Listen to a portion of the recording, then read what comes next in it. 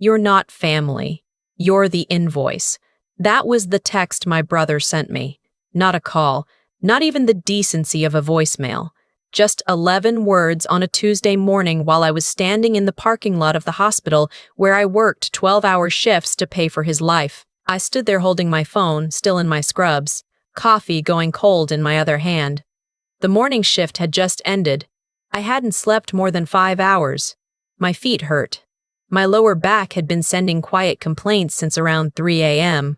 And there it was, 11 words that explained everything I'd refused to understand for the past 6 years. I didn't cry. I didn't call him back.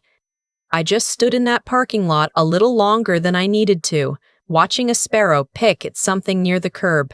And I thought, he's right. That's exactly what I've been. But invoices get paid. And this one was about to come due. My name is Maya. I'm 31 years old. I'm a registered nurse at a hospital in Seattle, Washington. I grew up in a small town in Ohio, the middle child of 3, one older brother named Derek, one younger sister named Cassie. My parents divorced when I was 9. My mother, who I'll call Mom because that's what I called her even when I probably shouldn't have, remarried when I was 12. My stepfather was not unkind. He was simply absent in the way that some men are, physically present, emotionally somewhere else entirely. I was the one who got scholarships. I was the one who moved away. I was the one who, somewhere along the way, became the family's financial infrastructure without anyone ever asking me directly. It just happened the way a lot of things happen in families, gradually, then completely. It started small, a phone call from my mother during my second year of nursing school. Derek had gotten into some trouble. Nothing serious, she said, just a fine he couldn't pay. Could I help? I sent $300. I told myself it was a one-time thing. Then Cassie needed textbooks. Then my mother's car needed a repair. Then Derek's rent was late because his hours had been cut. Each request came with an explanation that made perfect sense and a timeline that was always just a few weeks away from resolution. Just until he gets back on his feet. Just until she gets her tax return. Just until things settle down. Things never settled down, but I kept sending money. By the time I graduated and got my first real job, I'd already sent home somewhere close to $8,000. I told myself that was the debt of being the one who made it out. I told myself that family meant sacrifice. I told myself a lot of things. What I didn't tell myself, what I refused to look at directly, was that the requests were getting larger, the timelines were getting vaguer, and I was the only one who ever seemed to give anything back. I moved to Seattle 3 years after graduation. I took a position at a large hospital, found a small apartment that I genuinely loved, and for the first time in my adult life, I felt something close to stable. I had a savings account. I had a routine. I had a window in my living room that looked out over a courtyard with a maple tree that turned extraordinary colors in October. I also had a family that had learned very efficiently how to reach me. The requests didn't slow down because I moved farther away. If anything, distance seemed to make them easier to make. There's something about a phone call or a text that removes the social friction of asking face-to-face. You don't have to watch someone's expression. You don't have to sit with the discomfort of what you're doing. You just type it out and hit send and wait. Derek called me in March of that 3rd year in Seattle. He had a business idea, a mobile auto detailing service.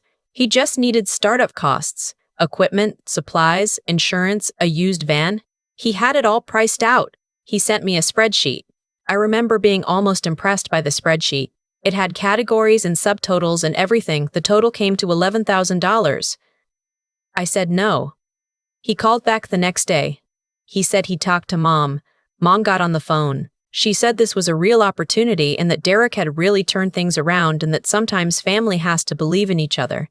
She said it the way she always said things, gently, with just enough sadness underneath to make you feel like disagreeing was a form of cruelty. I sent $8,000. He said he'd cover the rest. The business lasted 4 months. When it folded, Derek told me the market was oversaturated. He never mentioned the $8,000 again. I should have stopped there. I know that now. I knew it then, in some quiet part of myself that I had gotten very good at not listening to. Instead, I kept going. I co-signed a lease for Cassie when she moved to Columbus because her credit wasn't established yet.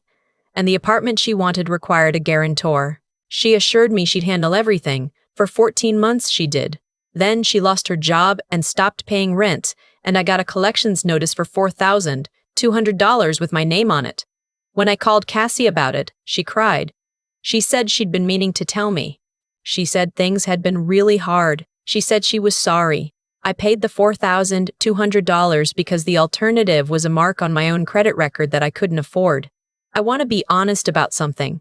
I was not a passive victim through all of this. I was an active participant in my own exploitation. I kept choosing to say yes when I should have said no. I kept interpreting need as an emergency rather than a pattern. I kept believing that the next time would be different, that some threshold of family debt would eventually be reached, and that gratitude, or at least acknowledgement, would follow. It didn't. What I got instead, in December of last year, was a wedding invitation. Derek was getting married. Her name was Brianna. I'd met her twice. The wedding was in April at a venue outside Columbus, and it was going to be, according to my mother's follow-up call, a beautiful event. My mother called 3 days after the invitation arrived. She said the venue deposit was due and that things were tight right now and that it would mean so much to everyone if I could help. She mentioned a number. The number was $6,000. I said I needed to think about it. What I did instead of thinking was, look at my bank account. Then I looked at a spreadsheet I had quietly been keeping for about a year, a record of everything I had sent to my family, with dates and amounts and stated reasons. The total, as of that December, was a little over $47,000 across 6 years. I sat with that number for a long time. Then I called my mother back and said I would cover the venue deposit. I also said I wanted to be involved in the planning. I wanted to be acknowledged as a contributor. I said it plainly, I'd like people to know I'm helping make this happen. My mother said, of course. She said they would absolutely recognize that. I sent the $6,000. In the weeks that followed, I was included in exactly none of the planning conversations. I received no updates unless I asked. When I asked Cassie about the seating chart, because I was curious, not controlling, she said it was still being worked out. When I asked Derek if there was anything else I could do, he said they had it covered. He said it warmly. He seemed genuinely unbothered. I told myself this was fine. I told myself I was overthinking it. April came. I drove down to Columbus. I had taken 4 days off work, which cost me in shift swaps and a favor I'd have to repay. I had bought a dress. I had bought them a gift from their registry, a set of cookware that was not cheap. The rehearsal dinner was the night before the wedding. I was not invited to the rehearsal dinner. When I found out from a photo my mother posted to Facebook of everyone gathered around a long table at a restaurant, I texted Derek and asked if there had been a miscommunication. He replied 40 minutes later. It was just close family and her parents. Hope you understand. I was the person who had paid for the venue. I was not considered close family. I went to the wedding the next day because I had already driven 6 hours and taken 4 days off work, and somewhere in me there was still a thread of hope that I can only describe now as embarrassing. The ceremony was lovely. The venue was beautiful. Standing at the back of the room while the guests were being seated, I watched the space I'd paid for fill with people I mostly didn't know, and I felt something I couldn't immediately name. It took me until the reception to identify it. I felt like a vendor. Not a guest, not family. A vendor who had already been paid and was now lingering past her welcome. At the reception, the tables were assigned. I found my name on a card near the back. Table 11, by the door to the kitchen. The caterers walked past me approximately every 4 minutes. During the toasts, Derek thanked his parents. He thanked Brianna's parents. He thanked his groomsmen. He thanked the venue coordinator by name. He thanked everyone who helped make this possible, which is the kind of thing you say when you want credit for gratitude without the inconvenience of specificity. He did not say my name. When my mother gave her toast, she talked about Derek growing up, about his kindness, about his persistence. It was a lovely toast. She also did not say my name. I drank my water. I ate my chicken. I left before the cake. Driving back to my hotel, I called no one. I just drove and let the radio fill the silence. And at some point, somewhere on I-71, I felt the thread snap. Not dramatically, not with tears, just quietly. like a wire that had been under tension for years, finally releasing. I slept 8 hours for the first time in months. When I got back to Seattle, I started making calls. The first call was to my bank. I reviewed every automatic transfer, every account linked to any family member's information, every place where my name appeared as a secondary contact or backup payer. In the process of doing this, I discovered something that made me sit very still at my kitchen table for a long time.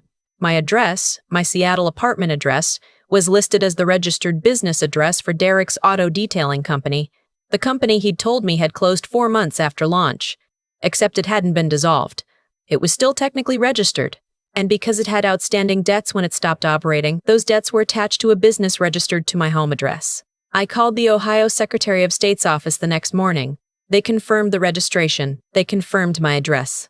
They told me the process for disputing it and what documentation I would need. I called a small business attorney in Seattle that afternoon. She was direct and efficient and did not waste my time.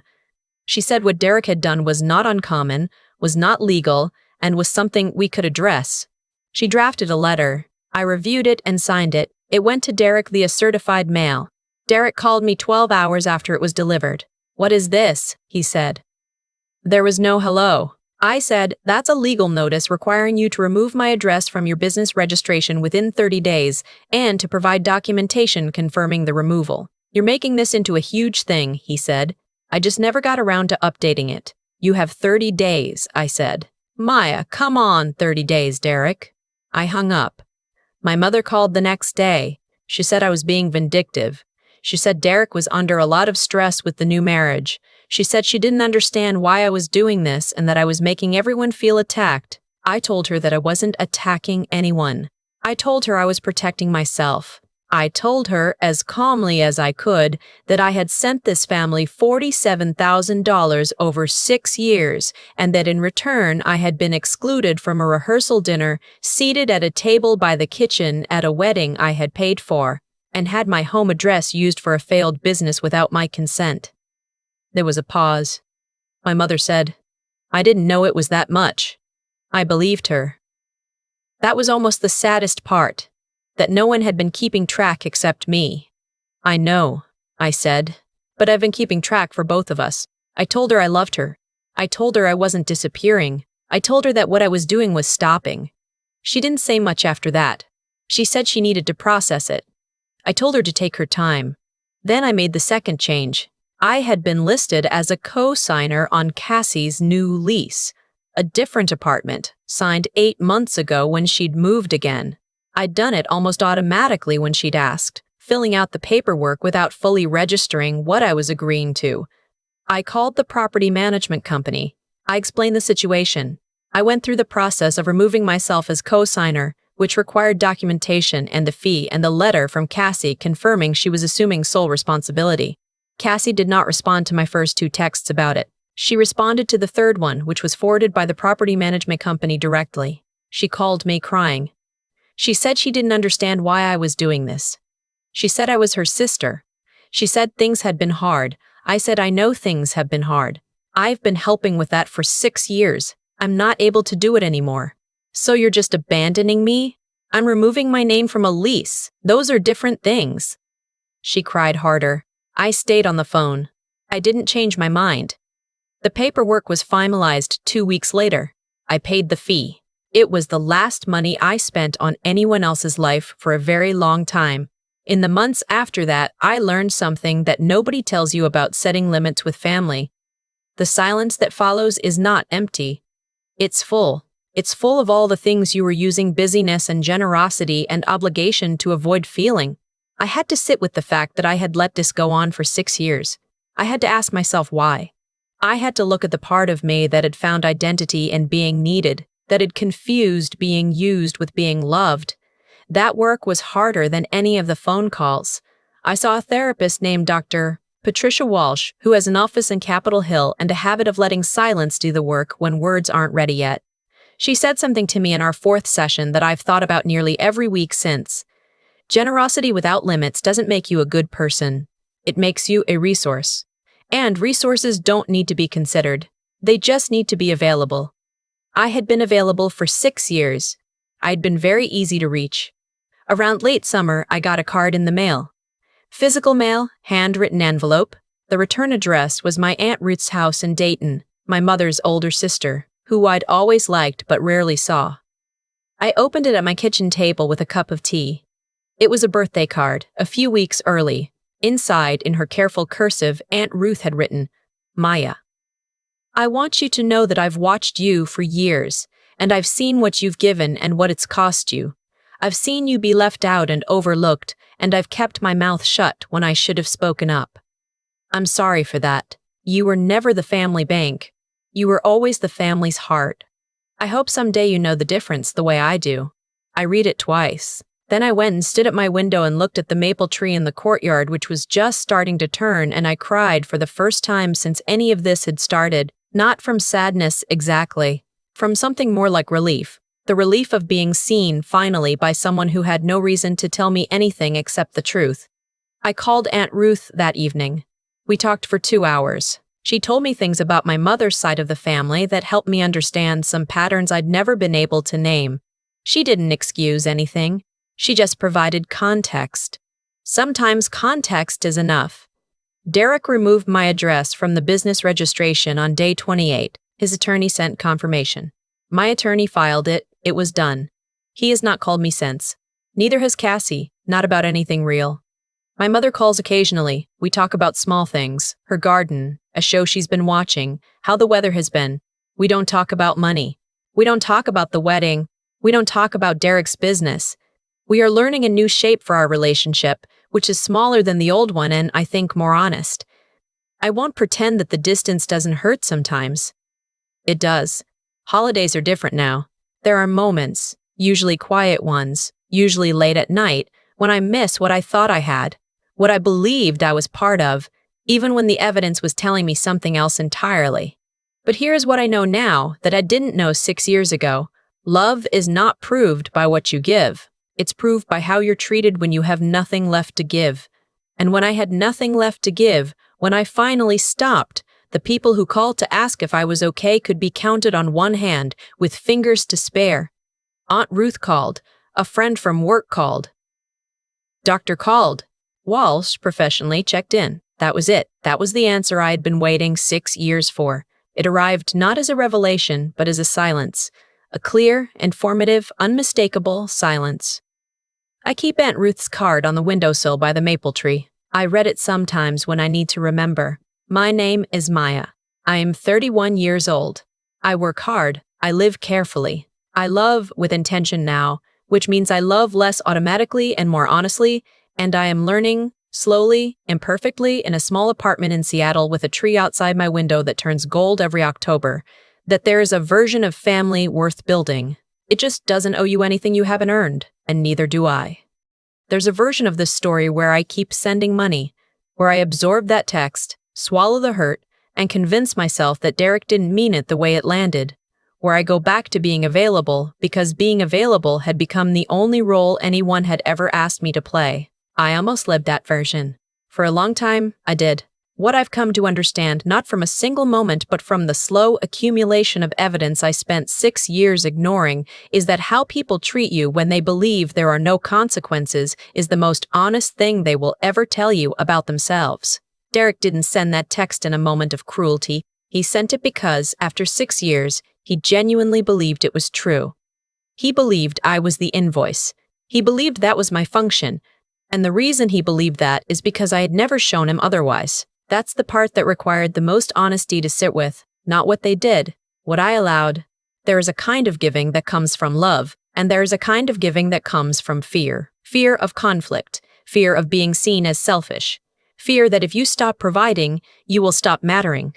I had convinced myself I was doing the first kind.